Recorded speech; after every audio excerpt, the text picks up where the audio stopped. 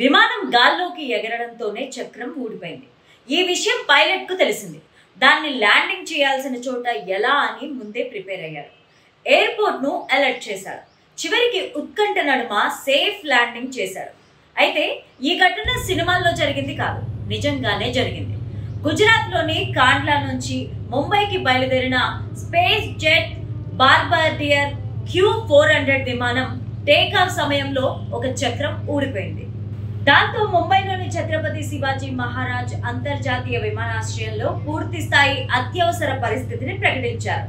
ఎలాంటి పరిస్థితి ఎదురైనా ప్రయాణికుల్ని సిబ్బందిని కాపాడేందుకు పూర్తి స్థాయి ఏర్పాట్లను చేశారు.